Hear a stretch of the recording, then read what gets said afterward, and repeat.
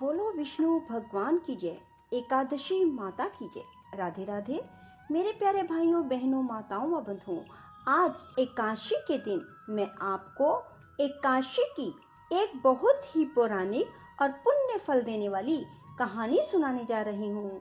बंधुओं, इसे प्रेम पूर्वक श्रद्धा भाव से सुने। एक बार एक राजा के दो बेटियां थी। छोटी बेटी एकादशी का व्रत किया करती थी। हर कोई छोटी बेटी की प्रशंसा किया करता था और बड़ी बहन छोटी बहन से ईर्ष्या करती थी। एक बार पड़ोसी राजा का बेटा बड़ी बेटी को देखने आया, लेकिन उसे बड़ी बेटी की जगह छोटी बेटी पसंद आ गई। राजा की छोटी बेटी अब बड़ी बहन छोटी बहन से और भी चिढ़ने लगती है। वह छोटी बहन को मारने के नए नए तरीके अपनाती रहती है। एक बार वह लड्डू में जहर मिलाकर उसे खिलाने की कोशिश करती है और एक बार वह मटके में जहरीला सांप रखकर छोटी बहन के कमरे में रख देती है।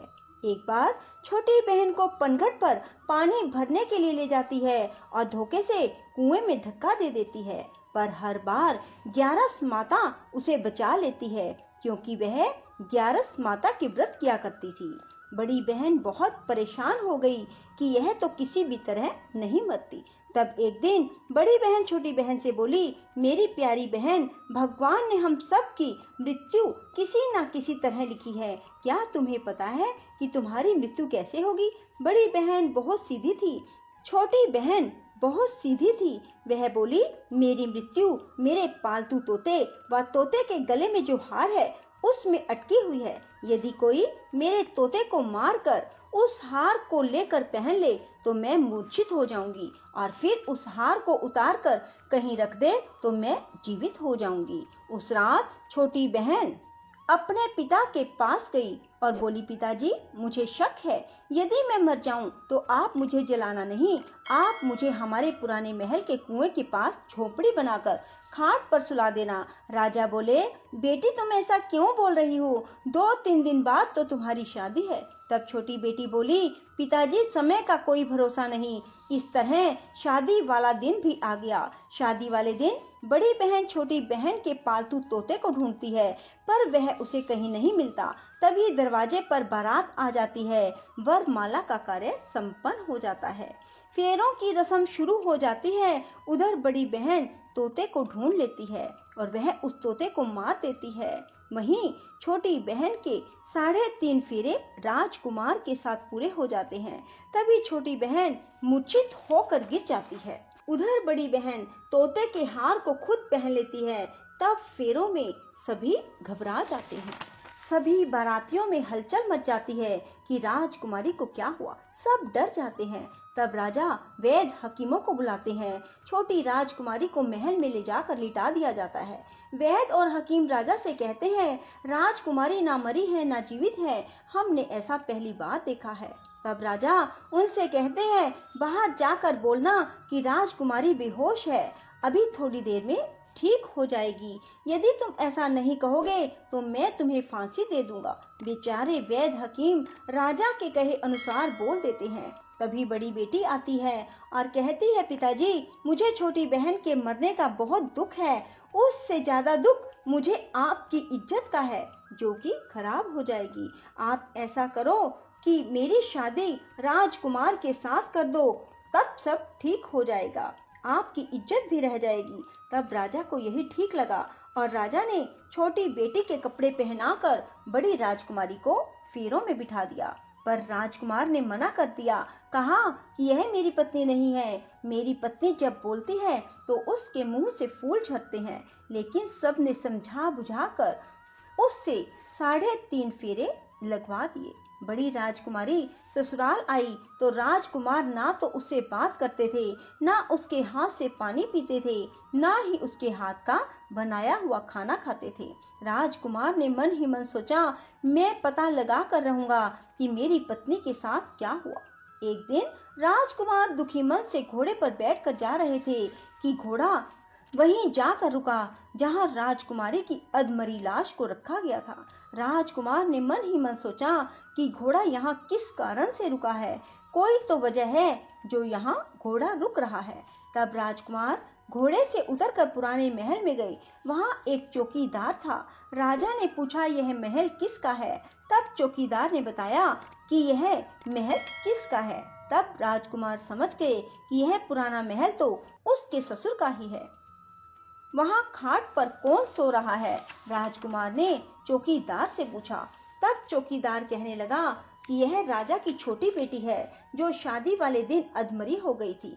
तब राजकुमार ने कहा कि यह तो मेरी पत्नी है, इसके साथ मैंने 3.5 फेरे लिए थे। तब राजकुमार ने चौकीदार से कहा, तुम किसी को ना बताना कि मैं यहाँ आया हूँ, मैं तुम्हें मुंह मांगी रकम दूंगा।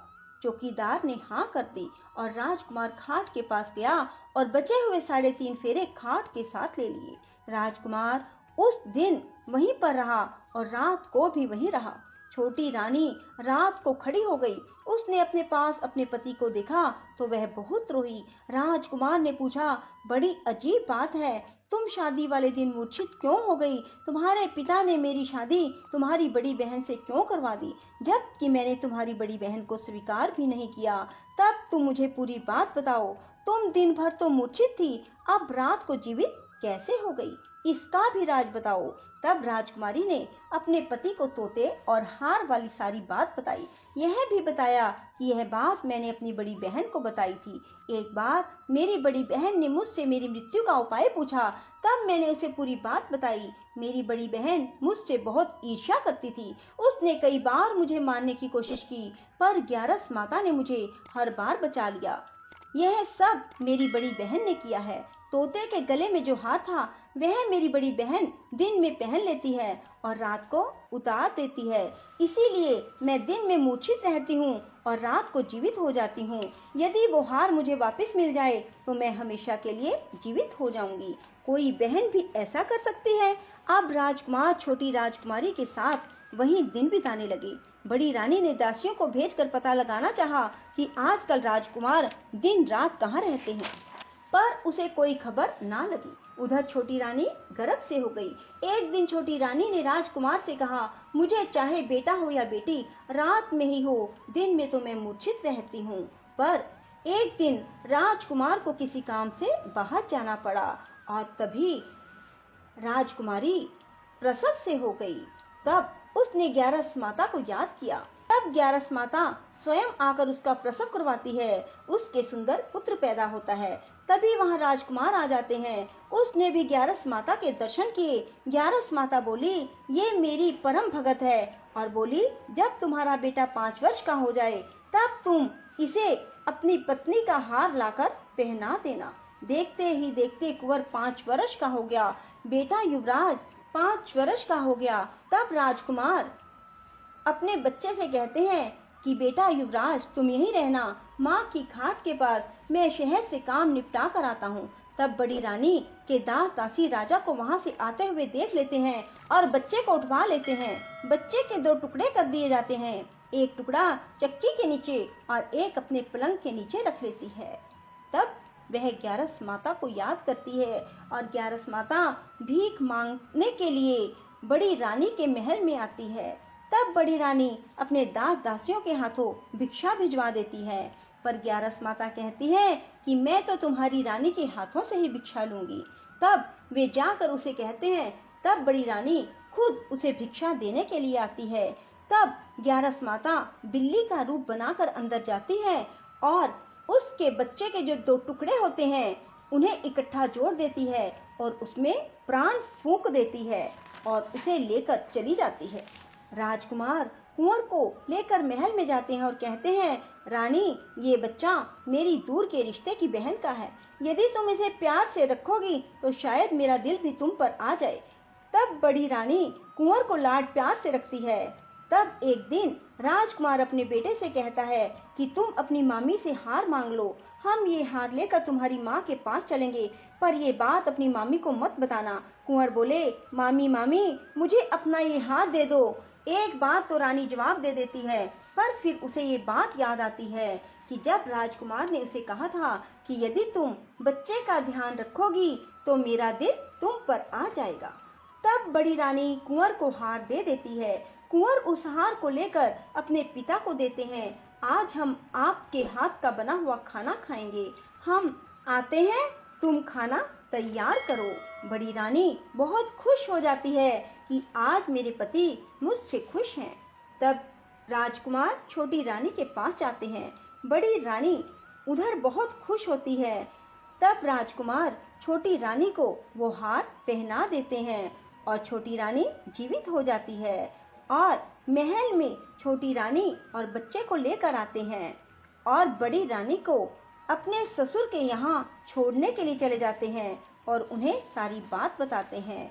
उसके ससुर भी इस बात में शर्मिंदगी महसूस करते हैं और कहते हैं ये मेरी परवरिश में ही कुछ ना कुछ कमी रही होगी। और ग्यारस माता की कृपा से छोटी रानी के भाग जाग जाते हैं। हे ग्यारस माता, जैसे आप छोटी बेटी पर प्रसन्न हुई वैसे सब पर होना। कहते सुनते हुंकारा भरते सब पर अपनी कृपा बरसाए रखना। बोलो ग्यारस माता की जय। राधे राधे, जय श्री कृष्णा। बंधुओं, यदि आपको हमारी वीडियो पसंद आए तो इसे लाइक करें और शेयर भी जरूर करें। साथ ही हमारे चैनल को सब्सक्राइब करना ना भूलें।